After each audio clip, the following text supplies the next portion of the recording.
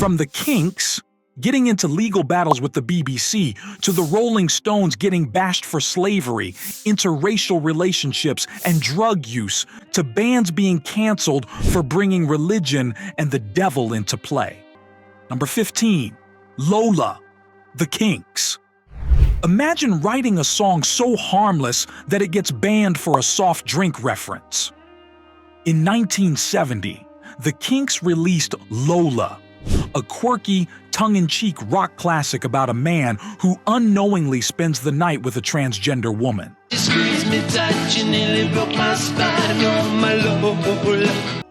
It was catchy, playful, and quickly became one of the band's biggest hits. But British radio stations had a huge problem with it. Not because of the gender themes, but because Ray Davies mentioned Coca-Cola in the lyrics. At the time, the BBC had strict rules against advertising products in songs, so they banned the track from airplay. Desperate to keep their song on the radio, the Kinks rushed back into the studio, and Davies re-recorded the line, replacing Coca-Cola with Cherry Cola.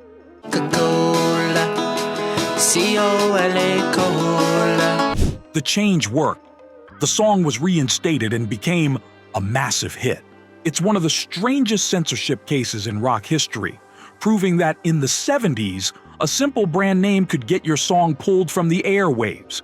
But if you think banning a song over a soft drink is ridiculous, wait until you hear about how Pink Floyd's Money got censored for a single word. Number 14. Money, Pink Floyd.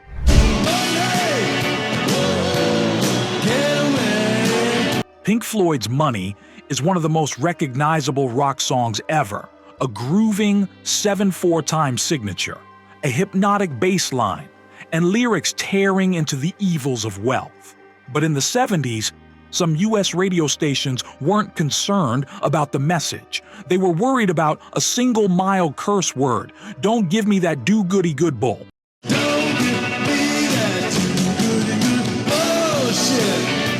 That one line was too much for strict radio guidelines, and some stations refused to play the song at all. Others aired a censored version, removing the word entirely. The irony? The song is literally criticizing corporate greed, and yet radio stations censored it to keep advertisers happy, proving Floyd's point in real time. Despite the controversy, Money became a global anthem, solidifying The Dark Side of the Moon as one of the greatest albums of all time.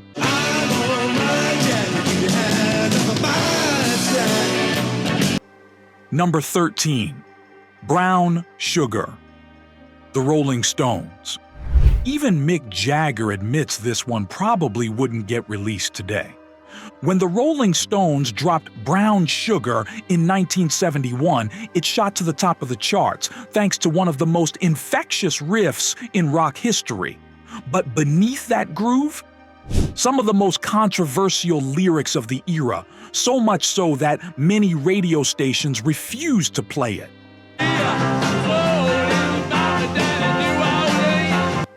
The song's lyrics reference slavery, interracial relationships, and drug use, wrapped in Jagger's signature swagger.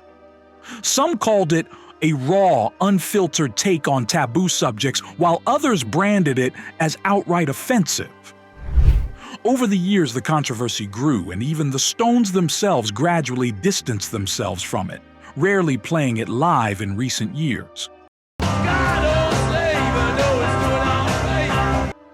Back in the 70s, however, some radio stations in the US and UK outright banned the track, while others played an edited version with certain lyrics removed. Despite this, Brown Sugar remains one of the Stones' biggest hits, proving that sometimes controversy only makes a song more legendary. But if you think Brown Sugar caused a stir, Lou Reed's Walk on the Wild Side was straight up banned for addressing LGBTQ themes. Number 12. Walk on the Wild Side, Lou Reed. A song that celebrated outsiders and got silenced because of it. By 1972, Lou Reed had already pushed boundaries with the Velvet Underground, but Walk on the Wild Side became his biggest solo hit.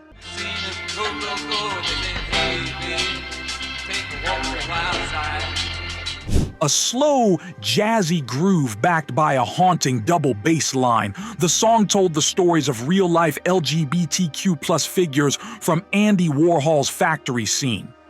With lines about drag queens, gender transition, and hustling, the song shocked conservative radio stations.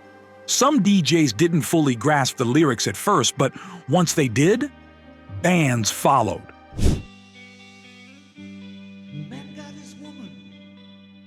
In the US, several stations refused to play it, while in the UK, the BBC banned it outright, claiming the lyrics were too explicit. But the song wasn't vulgar. It was a tribute to a community that rarely got mainstream recognition at the time.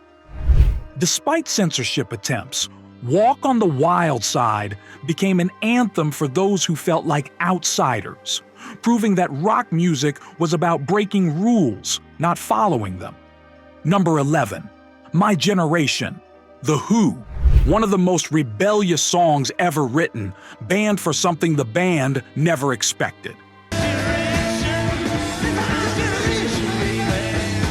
When The Who unleashed My Generation in 1965, it was a full-blown youth anthem. Roger Daltrey's snarling vocals, Pete Townshend's pummeling power chords, and Keith Moon's wild drumming all captured the frustration of a generation ready to shake up the world. But one of the song's most iconic features, Daltrey's stuttering delivery of fade away. While this gave the song an edgier, more urgent feel, some radio stations found it offensive. Why don't you all fade away? The BBC briefly banned the song, claiming that the stuttering mocked people with speech impairments. The irony? Daltrey wasn't mocking anyone. It was meant to sound raw and nervous, like a kid standing up to authority. Despite the controversy, the band didn't last.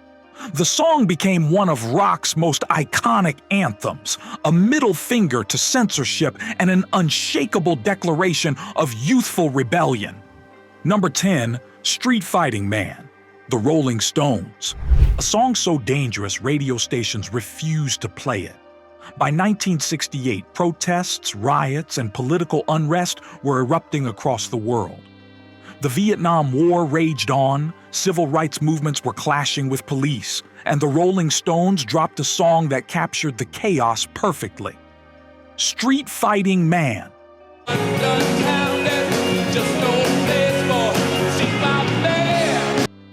With a thunderous, distorted acoustic riff and lyrics about revolution, the song felt like a call to arms. It wasn't just about rebellion, it sounded like a riot waiting to happen. US radio stations panicked. In the wake of violent protests outside the Democratic National Convention that same year, major stations refused to air the track, fearing it would encourage more unrest. Some newspapers even accused the Stones of trying to incite riots through music. Mick Jagger later admitted the song was inspired by real protests he witnessed, but he denied that it was meant to spark violence. Still, the controversy only made the song more legendary. Number 9, Louie Louie, The Kingsmen.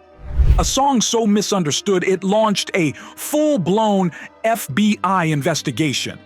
Originally written in the 50s, Louie Louie became legendary when the Kingsmen recorded their version in 1963. With its garage rock energy and slurred vocals, the song sounded rebellious even if most people couldn't understand the words, and that's where the trouble started.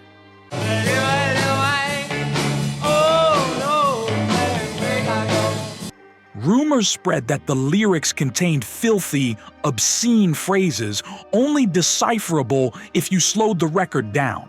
Parents freaked out. Politicians demanded action.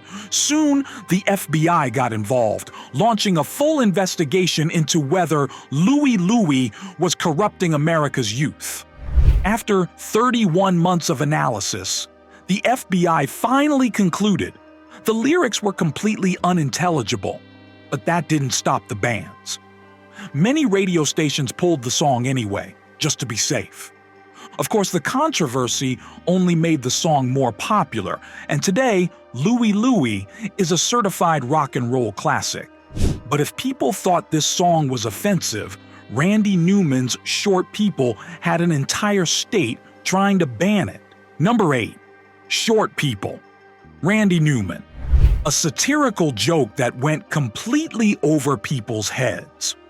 Randy Newman has always been a master of irony, but when he released Short People in 1977, not everyone got the joke.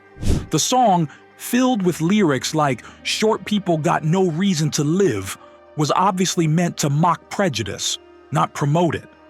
Short people got no reason to live. But some listeners, and even politicians, didn't see it that way. In Maryland, a state legislator actually tried to ban the song, claiming it was offensive to short people. Across the U.S., radio stations received complaints, with some refusing to play it at all. Newman was shocked. He never meant for the song to be taken literally.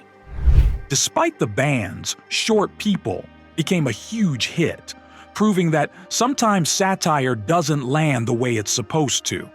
And while this song was misunderstood as offensive, Alice Cooper's "Only Women Bleed" was banned for something it never even meant.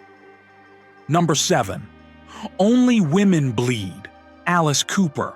A song about domestic violence awareness. Banned because people thought it was sexist. Alice Cooper was known for shock rock, horror theatrics, and pushing boundaries, so when he released Only Women Bleed in 1975, many assumed it was another outrageous, offensive song. But in reality, it was one of the most powerful songs about domestic abuse ever written. Only women bleed. The song's haunting piano melody and heartbreaking lyrics tell the story of a woman trapped in a cycle of violence, yet radio stations refuse to play it. The problem? They misunderstood the title, assuming it was about menstruation or straight-up misogyny. Despite the bans, Only Women Bleed became one of Cooper's biggest ballads, later covered by artists like Tina Turner and Etta James, two powerful women who understood its real message. She spends her life through pleasing up her man. But if this song was banned over a misunderstanding, Steve Miller Band's Jet Airliner got censored for one very specific phrase. Number 6. Jet Airliner, Steve Miller Band. One single word got this song censored across radio stations. Steve Miller Band's Jet Airliner is a classic feel-good rock anthem, but in the original lyrics, Miller sings, "I don't want to get caught up in any funky SFQs going down in the city." That line was a problem for radio stations in the 70s, when even mild profanity could get a song blacklisted. To avoid an outright ban, Miller re-recorded the lyric, changing it to "Funky Kicks Going Down," a version most people know today. But some stations still refused to play it, suspecting that "Kicks" was just a cover-up for the original phrase. Despite the censorship, both versions of the song became hits, and today, you'll still hear the uncensored version pop up in classic rock playlists. On this big old jet plane, I've been thinking about my home. But while Jet Airliner got censored for a single word, Black Sabbath's War Pigs was banned for an entire message, one that governments didn't want people hearing. Number 5. War Pigs? Black Sabbath? A song that called out war profiteers and got silenced for it. By 1970, the Vietnam War was in full swing, and Black Sabbath wasn't afraid to say what many people were thinking.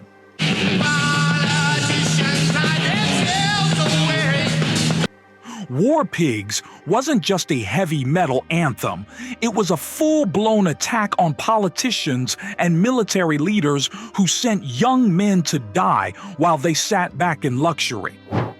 The song's opening lyrics, "Generals gathered in their masses, just like witches at black masses," compared war to pure evil, something many radio stations found too controversial to air.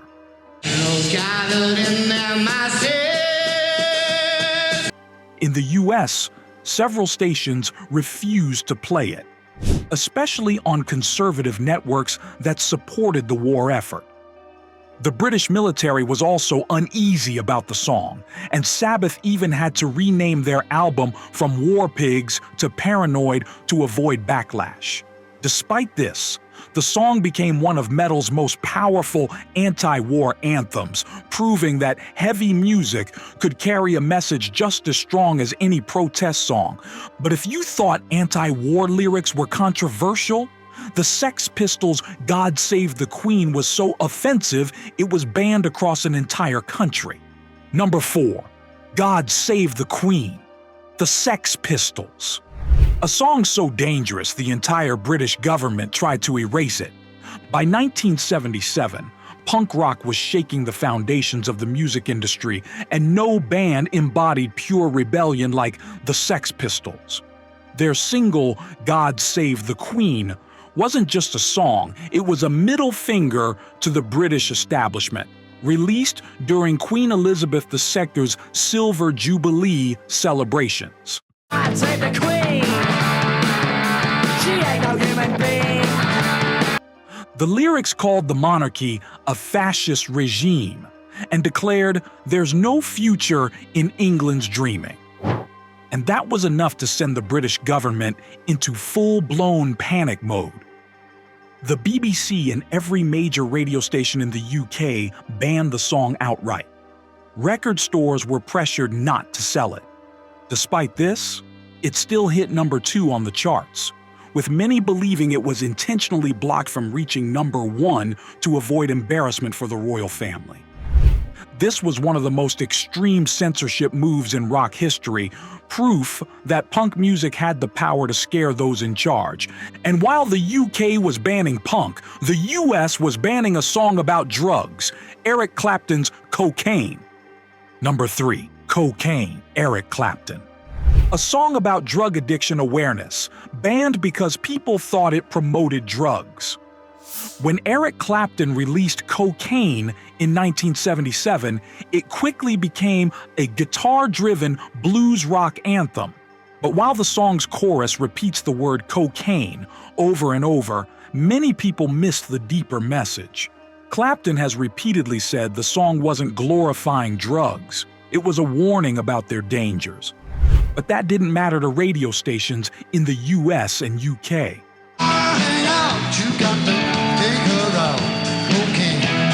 The song's title alone was enough to get it banned or heavily edited, especially on mainstream rock stations worried about promoting drug culture. Ironically, the ban only made the song more legendary.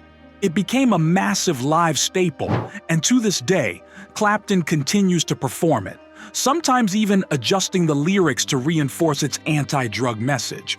But if people thought cocaine was bad, Steppenwolf's The Pusher took things even further, dropping a swear word that got it outright banned. Number 2. The Pusher, Steppenwolf. One curse word was all it took to get this song pulled from the airwaves. Steppenwolf is best known for Born to Be Wild, but their song The Pusher from the same era was a whole different beast. It was dark, bluesy, and brutally honest about the drug trade, attacking dealers who push hard drugs on people, ruining lives in the process. John Kay drops the phrase, "God damn the pusher man," multiple times. In the 1970s, blasphemy was even more taboo than drug references, so much so that many radio stations flat out refused to play it. Man, you're not cut him if he stands, I'll shoot him if he runs. Despite the bans, the song became iconic, especially after being featured in the 1969 film Easy Rider, where it set the tone for the film's drug-fueled road trip through America. Over time, The Pusher became a cult classic, proving that sometimes truth in music is more powerful than censorship. And for our final entry, nothing sparked more fear than Black Sabbath's debut track, so much so that it was banned for supposedly being satanic. Number 1. Black Sabbath. Black Sabbath. The song that birthed heavy metal, banned for being evil. When Black Sabbath released their self-titled debut album in 1970, it was unlike anything the world had ever heard. The opening track, Black Sabbath, was slow, eerie, and built around a sinister tritone riff that sounded like pure doom itself. People were terrified. Religious groups accused Sabbath of worshiping the devil, and some radio stations refused to play the song out of fear it would corrupt listeners.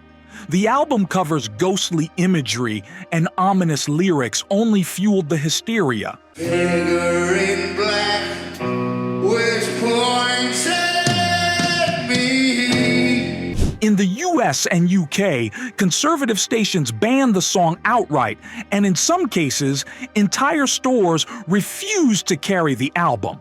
But all this did was cement Sabbath's legacy as the forefathers of heavy metal.